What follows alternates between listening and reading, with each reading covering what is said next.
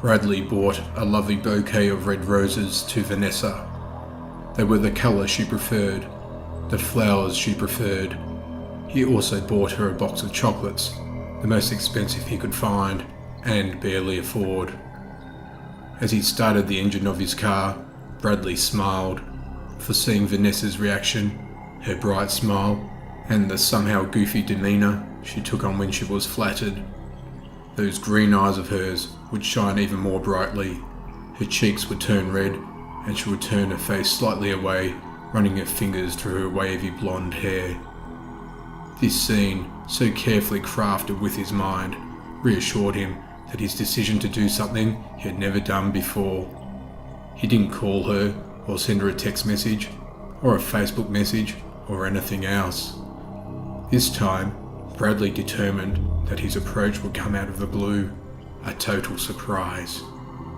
He turned on his radio, searching for some romantic tune, but the first songs that reached his ears were a whole set about the colour black.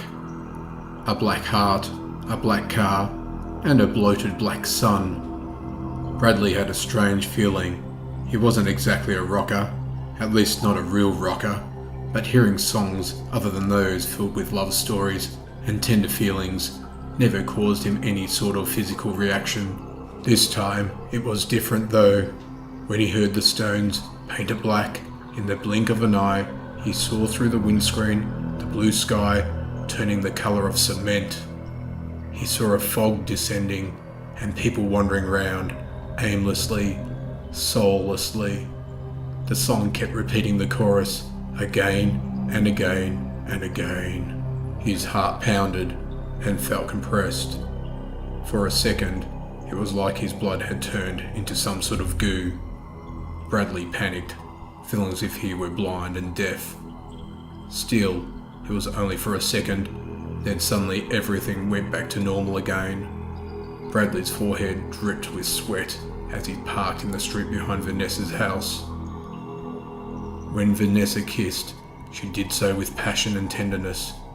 Her small arms wrapped around her partner's body, and her delicate hands would slide up the back of his back into his hair. She kissed with her entire body. It was the kind of kiss Bradley was hoping and dreaming for since the very moment he bought the roses and the chocolates. Right now, Vanessa was giving this kind of kiss, but her lips weren't locked to Bradley's. Instead, she was kissing another guy. Bradley watched from a distance, feeling as if his heart had been squeezed by two invisible hands. His head throbbed and his eyes filled with tears. At that moment, at least for him, the sun was blotted out. Bradley rushed back to his car, throwing the bouquet as far as he could, as if he was throwing the pain that was consuming him. Each rose was caught by the wind in mid-air, hitting the ground and losing a few petals each, scattering like tears. He drove away at a high rate of speed, and strangely, the same song was still playing. Bradley was so eager to get back home that he barely saw the black cat that was crossing the road. In a split second, he managed to avoid hitting the cat, but ran his car into a tree. It wasn't much of a collision, but enough to make a dent in the bodywork. "Damn it!" yelled Bradley when he saw the damage. "This whole day sucks!"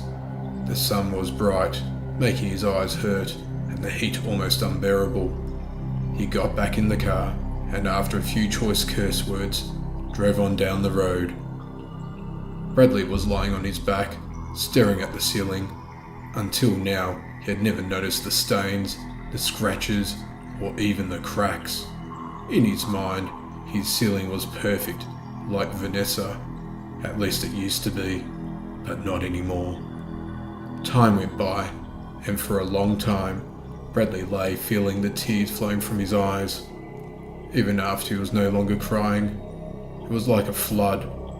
Bradley went to the bathroom, and when he looked at himself in the mirror, he realised there was something odd about his tears. They were thicker than they should be, and darker. Looking in the mirror, Bradley realised that his eyelids were stained, like a girl's who has removed her eyeliner. He leaned in closer to the mirror, peering at the strange phenomenon. His irises were twice their normal size and asymmetrical, as if they'd been shattered and begun to leak their colour over the rest of his eyeball. His sight became blurry, and he began to cough. He spat into the sink and realised he was coughing up blood, dark and thick. Everything was becoming dark and thick. In fact, even the sweat from his forehead was smoke-coloured. Bradley ran towards the door, but his hand was too slippery with sweat to grip the knob. It was sticky enough to leave some of the black goo on the knob, which began to spread, slowly, like drops of blood in a glass of water. The phone. That was the only way to get help. Bradley reached in his pocket and pulled out his phone and tried pressing the touchscreen to make a call, but his sweat had become thicker, darker, and more slippery. In a matter of seconds, the whole phone was engulfed by Bradley's black sweat. He dropped it onto the floor, shaking with fear, and as it hit the carpet, it began to spread the darkness that started on Bradley's body. Now the entire room was slowly turning black, as if it was being engulfed by black mould or mildew in a matter of moments. Suddenly the radio turned itself on. The same music, the same chorus, painted black. In a last effort to escape the room, Bradley rushed towards the window, but outside the room it was darker than inside, as if the sun had been swallowed up by a black hole. Still, he could see his own reflection in the window glass, his eyes now totally black, leaking their darkness over his face. The radio kept playing the same chorus, now at a deafening volume, as the final flicker of light faded, and now there was nothing but pure blackness. "Hello, sir, can you hear me?" The paramedic kept asking the badly injured young man lying on a gurney inside the ambulance. No answer was forthcoming. "It's okay," said the other, more experienced attendant. "Judging by the gash on his forehead, he won't be conscious for a couple of hours." The first paramedic was silent. "Relax," said the senior paramedic as he slapped his associate on the shoulder softly. "If he's awake, he'll be feeling a lot of pain. It's better for him to be unconscious right now. He's probably dreaming of some gorgeous blonde and a nice glass of beer." You might be right." "Believe me, kid, I am."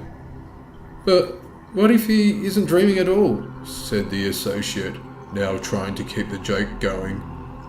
"In this case, for a few hours, his whole world would be black."